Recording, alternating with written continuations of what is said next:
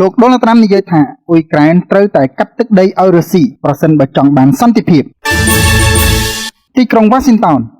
ថ្លែងប្រាប់អ្នកកាសែតនៅសេតវិមានលោកដូណាល់ត្រាំបានលើកឡើងថាការខិតជិតដល់សារជាថ្មីនៃរដូវរងាការកើនឡើងនៃចំនួនមនុស្សស្លាប់និងការវាយប្រហារយ៉ាងខ្លាំងក្លាជាបន្តបន្ទាប់គ្នាលើហេដ្ឋារចនាសម្ព័ន្ធថាមពលរបស់អ៊ុយក្រែនបានសង្កត់ធ្ងន់អំពីភាពចាំបាច់ដើម្បីបញ្ចប់សង្គ្រាមឲ្យបានទាន់ពេលវេលាលោកប្រធានាធិបតីសហរដ្ឋអាមេរិកបានអះអាងថាទីក្រុង Washington មានមធ្យោបាយដើម្បីឆ្ពោះទៅរកសន្តិភាពហើយលោក Zelensky នឹងចាំបាច់ត្រូវតែទទួលយកវានេះបើតាមលោកដូណាល់ត្រាំបានបញ្ជាក់ថារូបលោកទុកពេលឲ្យអ៊ុយក្រែនដល់ថ្ងៃប្រហោះសប្តាហ៍ក្រោយដើម្បីទទួលយកផែនការរបស់លោកនេះបើយោងទៅតាមការចេញផ្សាយរបស់សារព័ត៌មាន Reuters ប្រធានាធិបតីអ៊ុយក្រែនលោក Volodymyr Zelensky បាននិយាយថាលោកនឹងមិនក្បត់ប្រទេសរបស់លោកនោះទេខណៈដែលលោកបានព្រមានថាទីក្រុងគៀវកំពុងប្រឈមមុខនឹងគ្រាដ៏លំបាកបំផុតមួយក្នុងប្រវត្តិសាស្ត្ររបស់ខ្លួនស្របពេលដែលមានសម្ពាធយ៉ាងខ្លាំងពីសហរដ្ឋអាមេរិកឲ្យទទួលយកសំណើសន្តិភាពដ៏ចម្រូងចម្រាសមួយនេះដែលរួមបញ្ចូលទាំងការសម្របសម្រួលសំខាន់ៗទៅកាន់ប្រទេសរុស្ស៊ីយោងតាមការចុះផ្សាយរបស់ Independent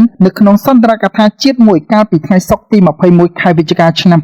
2025លោក Zelensky បានលើកឡើងថាអ៊ុយក្រែនអាចនឹងប្រឈមមុខនឹងជម្រើសដ៏លំបាកបំផុតមួយគឺបាត់បង់សេចក្តីថ្លៃថ្នូរឬប្រឈមនឹងការបាត់បង់ដៃគូដ៏សំខាន់បន្ទាប់ពីទីក្រុង Washington បានផ្ដល់សញ្ញាថាការផ្គត់ផ្គង់អាវុធនិងការគាំទ្រផ្នែកស៊ើបការសម្ងាត់របស់អាមេរិកអាចនឹងត្រូវកាត់ផ្តាច់លុះត្រាតែទីក្រុងគៀវចុះហត្ថលេខាលើក្របខ័ណ្ឌនៃផែនការ28ចំណុចត្រឹមថ្ងៃប្រហោះសប្តាហ៍ក្រោយលោកបាននិយាយថាអ៊ុយក្រែននឹងធ្វើការដោយស្ងប់ស្ងាត់ជាមួយដៃគូរបស់ខ្លួននិងផ្ដល់ជំរឿសជំនួសចំពោះសេចក្តីព្រៀងកិច្ចព្រមព្រៀងមួយនេះសំណើរបស់សហរដ្ឋអាមេរិកបានអំពាវនាវឲ្យអ៊ុយក្រែនត្រូវតែលះបង់ទឹកដីរបស់ខ្លួននៅក្នុងតំបន់ Donetsk តំបន់ Luhansk និង Crimea បង្កកសកម្មភាពជួរមុខបច្ចុប្បន្ននៅក្នុងតំបន់ Kherson និងតំបន់ Zaporizhzhia កាត់បន្ថយយោធារបស់ខ្លួនមកនៅត្រឹម 60,000 នាក់និងបដិញ្ញាថានឹងមិនចូលរួមជាមួយអង្គការ NATO ឡើយដែលជាលក្ខខណ្ឌដែលទីក្រុងគៀវបានច្រានចោលជាយូរណាស់មកហើយផែនការនេះក៏បានគូបញ្ជាក់ពីជំហានសម្រាប់ការបញ្ចូលរុស្ស៊ីឡើងវិញទៅក្នុងសេដ្ឋកិច្ចពិភពលោក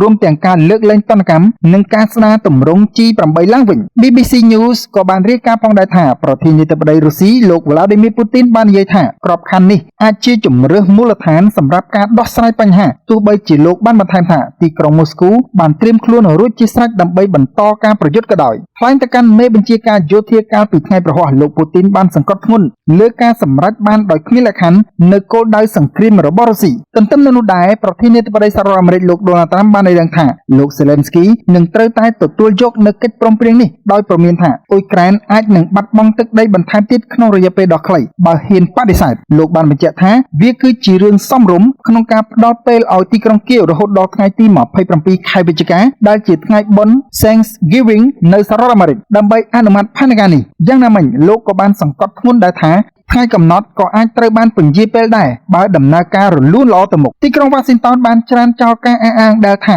អ៊ុយក្រែនត្រូវបានគេរុញច្រានចេញពីការព្រៀងសំណើនេះដោយនិយាយថាវាត្រូវបានបង្កើតឡើងបន្ទាប់ពីការពិគ្រោះយោបល់ជាមួយប្រធានសន្តិសុខអ៊ុយក្រែនលោក Rustem Umerov ដែលបានស្នើការកែប្រែចំណុចមួយចំនួនមុនពេលបង្ហាញវាទៅដល់លោក Zelensky លោក Zelensky បានព្រមានប្រជាជនអ៊ុយក្រែនថាសម្ពាធជាច្រើននឹងត្រូវបានដាក់ដើម្បីធ្វើឲ្យយើងចុះខ្សោយដើម្បីបំបែកយើងដោយជំរុញឲ្យប្រទេសនេះនៅតែរួបរวมគ្នាលោកបាននិយាយទៀតថាលោកបានទទួលការធានានៅការគាំទ្រជាបន្តបន្ទាប់តាមរយៈការហៅទូរស័ព្ទជាមួយនាយករដ្ឋមន្ត្រីចក្រភពអង់គ្លេសលោក Keir Starmer ប្រធានាធិបតីបារាំងលោក Emmanuel Macron និងនាយករដ្ឋមន្ត្រីអាល្លឺម៉ង់លោក Friedrich Merz ការជជែកដេញដោលជុំវិញផែនការរបស់សហរដ្ឋអាមេរិកកើតឡើងស្របពេលដែលរុស្ស៊ីអះអាងពីការមានប្រៀបជាងមុនបន្តិចនៅភាគអាគ្នេយ៍នៃប្រទេសអ៊ុយក្រែនហើយនៅពេលដែលទីក្រុងគៀវកំពុងដោះស្រាយបញ្ហាជាមួយនឹងវិបត្តិផ្ទៃក្នុងដែលពាក់ព័ន្ធនឹងរឿងអាស្រូវពុករលួយ$100 លានដែលជាប់ពាក់ព័ន្ធនឹងមន្ត្រីជាន់ខ្ពស់មួយចំនួនប្រតិកម្មសាធារណៈនៅក្នុងប្រទេសអ៊ុយក្រែនគឺមានលក្ខណៈបដិសេធដាច់អហង្ការចំពោះផែនការរបស់សហរដ្ឋអាមេរិកស្ត្រីមេម៉ាយរបស់ទាហានម្នាក់នៅទីក្រុងគៀវបានប្រាប់ BBC ថា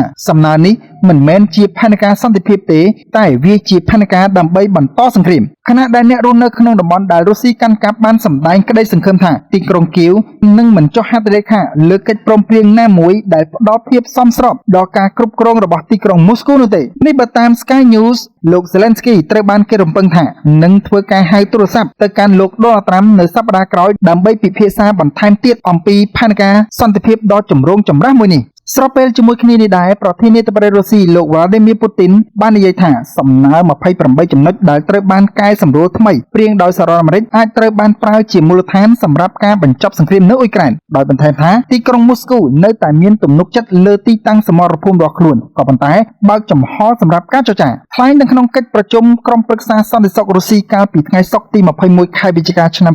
2025លោកពូទីនបានលើកឡើងថាគំនិតផ្ដួចផ្ដើមនេះគឺត្រូវបានពិភាក្សាជាមួយមន្ត្រីអាមេរិកមុនកិច្ចប្រជុំកំពូល Alaska កាលពីថ្ងៃទី15ខែសីហាមកម្លេះដែលទីក្រុង Washington បានជំរុញឲ្យទីក្រុង Moscow បង្ហាញពីភាពបត់បែនលោកបានប្រាប់ថាគោលដៅចម្បងនៃកិច្ចប្រជុំនៅ Alaska គឺដើម្បីបញ្ជាក់ថាទោះបីជាមានបញ្ហាលំបាកមួយចំនួនក៏ដោយយើងយល់ស្របនឹងសំណើទាំងនេះហើយត្រៀមខ្លួនរួចជាស្រេចដើម្បីបង្ហាញភាពបត់បែនដែលផ្ដល់ជូនយើងយោងតាមលោកពូទីនប្រទេសរុស្ស៊ីបានជូនដំណឹងដល់មិត្តភ័ក្តិនិងដៃគូនៅក្នុងតំបន់អាហ្វ្រិកខាងត្បូងរួមទាំងចិនឥណ្ឌាកូរ៉េខាងជើងអាហ្វ្រិកខាងត្បូងប្រេស៊ីលនិងសមាជិក CSTO ហើយយើងទាំងអស់គ្នាបានសម្ដែងការគាំទ្រចំពោះក្របខ័ណ្ឌសក្តានុពលនេះលោកបាននិយាយទៀតថាសន្ទុះបានថយចុះបន្ទាប់ពីកិច្ចចរចានៅ Alaska ដោយសារតែអ៊ុយក្រែនបានបដិសេធចំពោះសំណើដែលរារាំងទីក្រុង Washington មិនឲ្យដំណើរការផែនការនេះទៅមុខទីក្រុង Moscow ក្រោយមកបានទទួលកំណែទំនើបកម្មថ្មីនៃសេចក្តីព្រាង28ចំណុចដែលលោកពូទីនបាននិយាយថាវានៅតែអាចបង្កើតជាមូលដ្ឋាននៃការដោះស្រាយចុងក្រោយទោះបីជាមិនទាន់ត្រូវបានពិភាក្សាលម្អិតជាមួយរុស្ស៊ីក៏ដោយលោកពូទីនបានបន្ថែមថាសហរដ្ឋអាមេរិកមិនអាចធានាការយល់ព្រមពីទីក្រុងគៀវបានទេ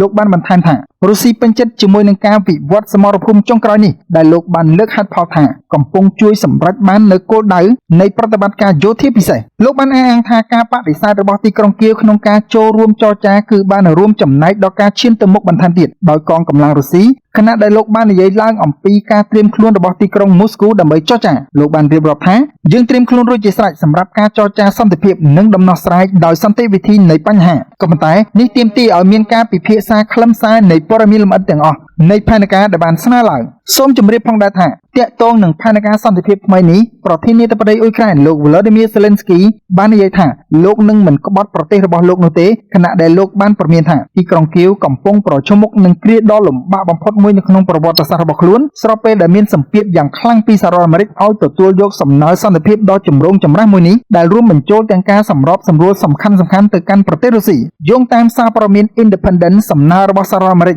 បានអំពាវនាវឲ្យទីក្រុងគៀវលះបង់ទឹកដីរបស់ខ្លួននៅក្នុងតំបន់ Donetsk, Luhansk និង Crimea ព្រមទាំងបង្កកសកម្មភាពជួរមុខបច្ចុប្បន្ននៅក្នុងតំបន់ Kherson និង Zaporizhzhiaគួរបញ្ជាក់ផងដែរថានាថ្ងៃសុក្រទី21ខែវិច្ឆិកាប្រធានាធិបតីសហរដ្ឋអាមេរិកលោក Donald Trump បាននិយាយថាប្រធានាធិបតីអ៊ុយក្រែនលោក Volodymyr Zelensky នឹងចាំបាច់ត្រូវតែទទួលយកផែនការសន្តិភាពរបស់សហរដ្ឋអាមេរិកដែលសម្ដៅបិទបញ្ចប់សង្គ្រាមឈ្លានពានរបស់រុស្ស៊ីទាំងស្រុងនេះបើយោងតាមការចេញផ្សាយដោយទីភ្នាក់ងារសារព័ត៌មាន Reuters នៅថ្ងៃសុក្រទី21ខែវិច្ឆិកាឆ្នាំ2025អរគុណអ្នកទាំងអស់គ្នាពីខ្ញុំទៅគឺមានតែប៉ុណ្្នឹងទេនៅថ្ងៃនេះសូមអ្នកទាំងអស់គ្នាជួយចុច Subscribe និង Follow ម្នាក់មួយផងអរគុណជួបគ្នានៅវីដេអូក្រោយ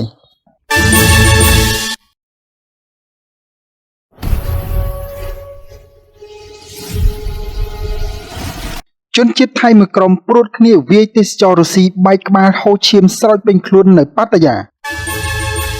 ទីក្រុងបាងកកនៅក្នុងប្រទេសថៃមានកើតហេតុការណ៍វាយទេសចរបរទេសមួយករណីទៀតហើយដោយលើកនេះជាជនជាតិរុស្ស៊ីម្នាក់បានរងរបួសធ្ងន់ឈាមហូរស្រោចពេញខ្លួននៅទីក្រុងប៉ាតាយានេះបើតាមការចេញផ្សាយរបស់ប៉ាតាយា News ទេសចរអាយុ27ឆ្នាំម្នាក់ត្រូវបានបរិសុទ្ធថៃមួយក្រុមព្រួតវាយនិងយកដបវាយក្បាលបណ្ដាលឲ្យរយះហូរឈាមខណៈដែលអ្នកបង្ករត់បាត់សមោលពីកន្លែងកើតហេតុអស់ហេតុការណ៍នេះបានកើតឡើងនៅវេលាម៉ោង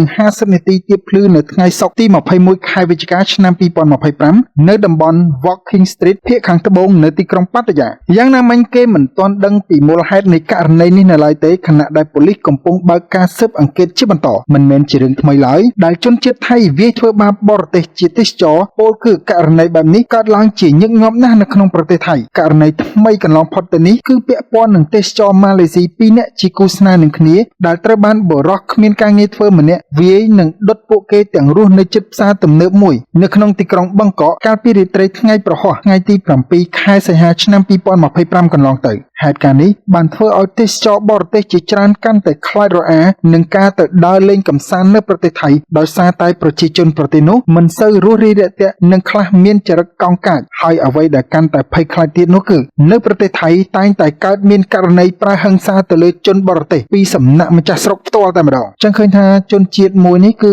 កោងកាចខ្លាំងមែនទែនឃើញថាករណីដែលវាធ្វើបាបជនបរទេសហ្នឹងគឺមានច្រើនមែនទែនច្រើនករណីមែនទែនសិតតែអួតខ្លួនឯងថាជាប្រទេសសម្បូរអ្នករៀនសូត្រចេះដឹងណាប៉ុន្តែប្រជាជនហ្នឹងគឺសិតតែពីលសិតតែជើងកាងជក់ថ្នាំហ្មងនិយាយអត់ចេះស្ដាប់គ្នាទេជនជាតិមួយហ្នឹងគឺយ៉ាប់មែនទែនលោកដូណាល់ត្រាំថាសហរដ្ឋអាមេរិកនឹងធ្វើការបញ្ចប់សង្គ្រាមនៅស៊ូដង់តាមសំណើរបស់អារ៉ាប៊ីសាអូឌីតទីក្រុងវ៉ាស៊ីនតោនប្រធានាធិបតីសហរដ្ឋអាមេរិកលោកដូណាល់ត្រាំបាននិយាយថាសហរដ្ឋអាមេរិកនឹងធ្វើការដើម្បីជួយបញ្ចប់សង្គ្រាមនៅស៊ូដង់បន្ទាប់ពីព្រះអង្គម្ចាស់រាជាធីយាតអារ៉ាប៊ីសាអូឌីតមូហាម៉ាត់ប៊ីនសាលម៉ានបានស្នើសុំជួបរូបលោកដើម្បីធ្វើអន្តរាគមន៍នេះបើយោងតាមការចេញផ្សាយរបស់ទីភ្នាក់ងារសារព័ត៌មាន Reuters នៅឯសន្និសីទមួយស្ដីពីការវិនិយោគរបស់អារ៉ាប៊ីសាអូឌីតកាលពីថ្ងៃប្រហ័សទី20ខែវិច្ឆិកាមួយថ្ងៃបន្ទាប់ពីបានជួបនឹងព្រះអង្គម្ចាស់ប៊ីនសាលម៉ាននៅឯសេតវិមានលោកដូណាល់ត្រាំបានគូបញ្ជាក់យ៉ាងដូចនេះថាយើងបានចាប់ផ្ដើមធ្វើការលើបញ្ហានេះហើយគឺសង្គ្រាមនៅស៊ូដង់លោកបានប្រាប់ភ្ញៀវកិត្តិយសចូលរួមក្នុងសន្និសីទរួមមានព្រះអង្គម្ចាស់ប៊ីនសាលម៉ាននិងគណៈប្រតិភូអារ៉ាប៊ីសាអូឌីតផ្សេងទៀតថារដ្ឋបាលរបស់លោកបានចាប់ផ្ដើមធ្វើការទៅលើបញ្ហាសង្គ្រាមនៅស៊ូដង់តែកន្លះម៉ោងប៉ុណ្ណោះក្រោយព្រះអង្គម្ចាស់រាជាធីយាតស្នើសុំកាលពីថ្ងៃពុធឲ្យរូបលោកដូណាល់ត្រាំជួយអន្តរាគមន៍ប៉ុន្មានម៉ោងក្រោយមកក្នុងការបង្ហោះលើបណ្ដាញសង្គមទំនាក់ទំនងរបស់លោកដូណាល់ត្រាំបានលើកឡើងថាសហរដ្ឋអាមេរិកនឹងធ្វើការជាមួយអារ៉ាប៊ីសាអូឌីតអេមីរ៉ាតអារ៉ាប់រួមអេស៊ីបនិងបណ្ដាប្រទេសជាច្រើនផ្សេងទៀតនៅមជ្ឈមបូព៌ាដើម្បីបិទបញ្ចប់អំពើឃោរឃៅក្នុងតំបន់និងធ្វើឲ្យស៊ូដង់មានស្ថិរភាពឡើងវិញគួរបញ្ជាក់ផងដែរថាសង្គ្រាមនៅស៊ូដង់បានផ្ទុះឡើងតាំងពីឆ្នាំ2023មកម្លេះដែលជាចំនួនដណ្ដើមអំណាចរវាងកងទ័ពស៊ូដង់និងទាហានប៉ារ៉ាកងកម្លាំងគាំទ្ររហ័សតែភាគីចំនួនទាំងសងខាងត្រូវបានគេជឿថាសុទ្ធតែមានការគាំទ្រពីបរទេសនៅខាងក្រោយក្នុងរៀងៗខ្លួនទើបពួកគេមានអំណាចនិងធនធានដើម្បីធ្វើសង្គ្រាមយូរយ៉ាងដូចនេះបាទអញ្ចឹងយើងឃើញថាសង្គ្រាមនៅស៊ូដង់ហ្នឹងគឺមិនទាន់បានបញ្ចប់ទេហើយអំពើប្រល័យពូជសាសន៍នេះគឺឃោរឃៅខ្លាំងមែនទែននៅស៊ូដង់សម្រាប់ឆ្នាំ